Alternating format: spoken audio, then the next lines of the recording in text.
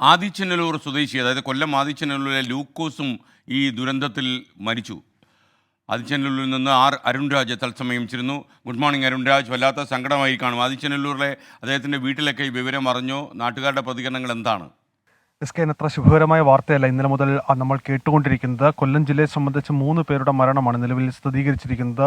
ചൂരനാട് സ്വദേശി ഷമീർ, അതുപോലെ തന്നെ ആദിച്ചനല്ലൂർ സ്വദേശിയായ ലൂക്കോസ്, പുനലൂർ സ്വദേശിയായ സാജൻ, ഇവരുടെ 3 പേരുടെ മരണമാണ് നിലവിൽ സ്ഥിരീകരിച്ചിരിക്കുന്നത്.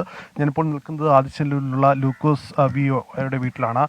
അദ്ദേഹം കഴിഞ്ഞ 18 വർഷമായി കുവൈറ്റിൽ ജോലി ചെയ്ത് വരികയാണ്. അടുത്ത മാസം മകളുടെ അഡ്മിഷൻ അടക്കമുള്ള കാര്യങ്ങൾക്കായി നാട്ടിലേക്ക് വരാനിരിക്കുകയാണ് ഈ ദുരന്തം അദ്ദേഹത്തെ തേടിയെത്തിയത്, ഈ വീടിനെ തേടിയെത്തിയത് എന്നുള്ളതാണ് നമുക്ക് മനസ്സിലാക്കാൻ കഴിയുന്നത്.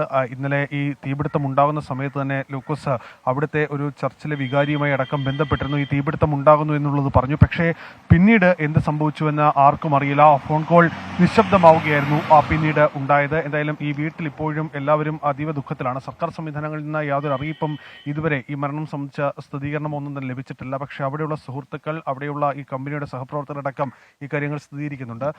ഈ ലൂക്കോസിന്റെ ഭാര്യയുടെ പിതാവ് കൂടി ഇപ്പോൾ നമ്മളോടൊപ്പം ചേരുന്നുണ്ട്. ഈ മരണം ഔദ്യോഗികമായി അവിടെ നിന്ന് അറിയിച്ചിരുന്നു? ഇവിടെ അങ്ങോട്ട് കമ്പനിയിൽ ബന്ധപ്പെട്ടു.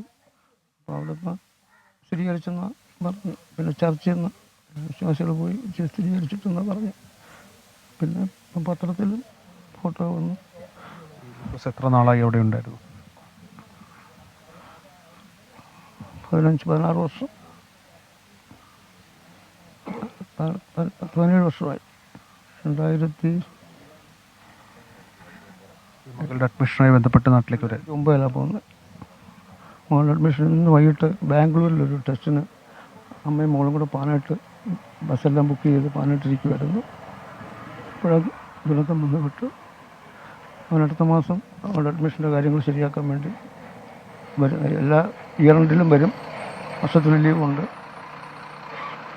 നാട്ടിനും ഞങ്ങളുടെ കുടുംബത്തിനും എല്ലാം. സാധാരണഗതിയിൽ ലൂക്കോസ് കഴിഞ്ഞ മാസം നാട്ടിലേക്ക് വരേണ്ടതാണ്. ഈ അവധിക്കാലം ആഘോഷിക്കാനായാണ് നാട്ടിലേക്ക് എത്തുന്നത്. പക്ഷേ മകളുടെ അഡ്മിഷൻ അടക്കമുള്ള കാര്യങ്ങൾ ഉണ്ടായതിനാലാണ് ഇത് നീട്ടിവെക്കുകയും അടുത്ത മാസത്തേക്ക് വരാനുള്ള തീരുമാനം എടുക്കുകയും ചെയ്തത്. ഇന്ന് മകൾക്ക് ബാംഗ്ലൂരിലടക്കം ഒരു ടെസ്റ്റ് അടക്കമുണ്ട്.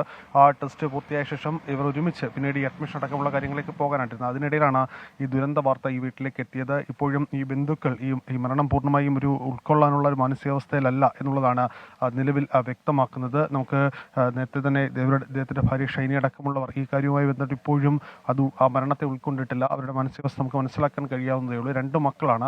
+2 പഠിക്കുന്ന ഒരു മകളും അതുപോലെ 5ാം ക്ലാസ്സിൽ പഠിക്കുന്ന മറ്റൊരു മകളുമാണ് ലൂക്കോസിനുള്ളത്. ഇപ്പോഴും ഈ നാട്ടുകാരടക്കം ഈ വിവരം അറിഞ്ഞ് ഇവിടേക്ക് വന്നുകൊണ്ടിരിക്കുകയാണ്. ഈ സഹോദരങ്ങളടക്കം ഈ വിദേശത്ത് തന്നെയാണുള്ളത്. കുവൈറ്റിലടക്കം ഉള്ള സഹോദരങ്ങളും ലൂക്കോസിനുണ്ട്. എന്തായാലും കൊല്ലം ജില്ലയിൽ 3 മരണമാണ്, കുവൈറ്റിലുള്ള 3 പേരുടെ മരണമാണ് നിലവിൽ സ്ഥിരീകരിച്ചിട്ടുള്ളത്. ഓക്കെ, അരുൺ രാജാണ് ആദിച്ചനല്ലൂരിൽ നിന്ന് നമുക്കൊപ്പം ചേർന്നത്. അവിടെ ലൂക്കോസാണ് ഈ കുവൈറ്റിൽ മരിച്ചത്.